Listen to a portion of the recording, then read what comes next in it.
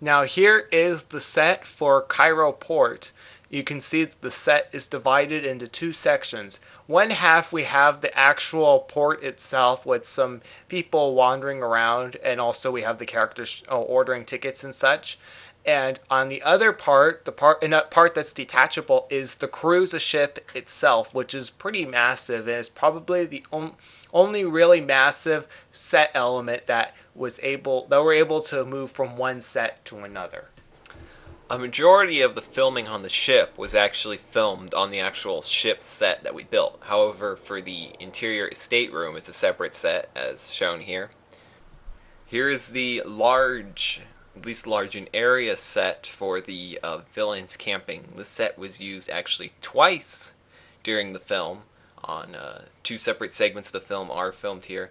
This is actually one of my personal favorite scenes throughout the film because just the interaction between the villains, the villains are what make the film for me. So Now we are moving on to Luxor Port, which is basically there's some modifications made to the Cairo Port set. We mainly just redesigned the walls and such from the other set and made this one a little shorter. And this set is primarily the main focus set for the huge fight on the cruise ship scene, which I think turned out really well in the film. Now we are moving up to the Conrich, or at least here the main tourist drag in Luxor. Yeah, this busy street was primarily a big focus here because a lot of the buildings I went to in Luxor are along this street. the filming for the scene, as you can see, the background is actually a plastic playset that we obtained. It's non-Lego, but we just used it really. It's just a backdrop to set the mood in the film. Here is the hotel that we built. It's really just a facade that we built, that we filmed on when they're looking on the balcony when they first spot the villains. Yeah, actually filming this scene was actually a lot harder than you'd imagine because of how high the balcony was. I had to get the camera into position just right so that it wouldn't tip over while I was filming. Here's the entrance to the Mummification Museum, and as you can see along the road, there's a horse-drawn carriage, one of the trademarks of Luxor. Now here we are inside the Mummification Museum, where we first meet the preserver and get to see the tablet, which plays a larger role later in the film. Here we are once again filming along the river. Really, it's just the same set we used the first two times. We just changed the background. This is for the Aswan port when they finally finished their journey down the Nile. Now here we are in downtown Aswan. You can see yet another bus there, although this time Johnny and his friends just walk up, and this is the scene where they basically go to the junkyard and get the Zeppelin.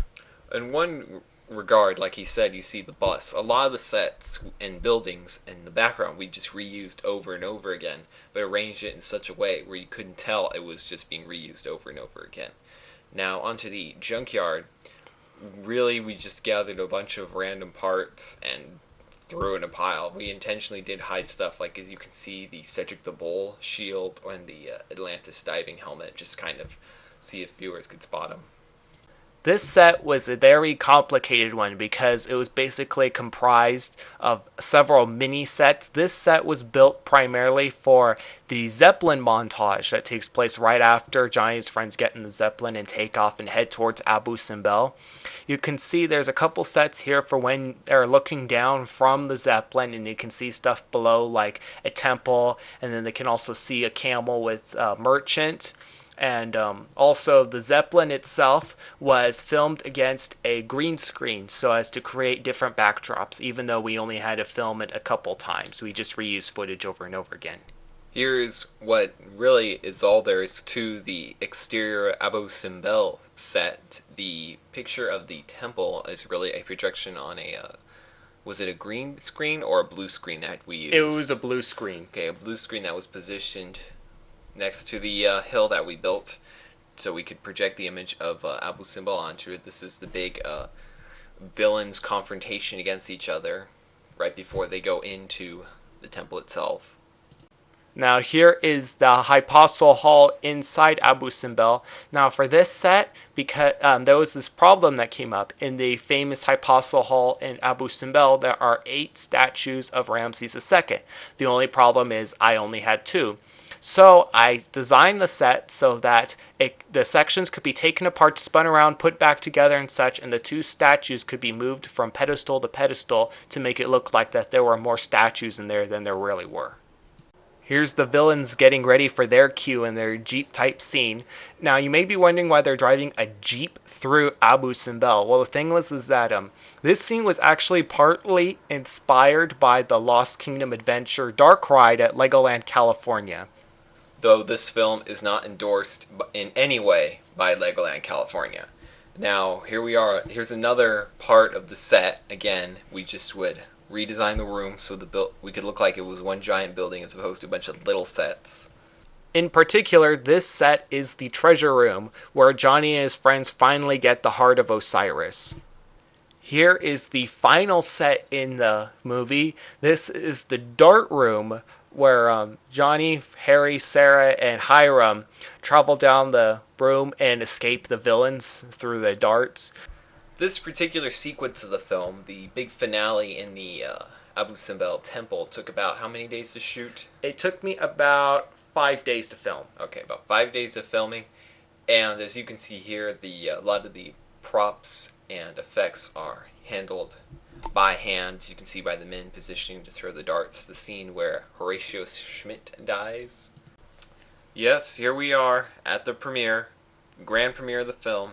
50 days of filming. It was a grand total. Pre-production, production, post-production was a grand total of 2 years to make this film. There's everyone in the theater getting ready to watch the film. Well, that's pretty much our whole behind-the-scenes featurette. Hope you've enjoyed it. Yes, and I'd like to thank you for watching today. Now, before we go, I'd just like to remind you, in case you haven't heard yet, about the press room, just be sure to go to the YouTube channel and click on the website link there. And also, don't forget to become a fan of the Johnny Thunder franchise on Facebook. Thank you for watching.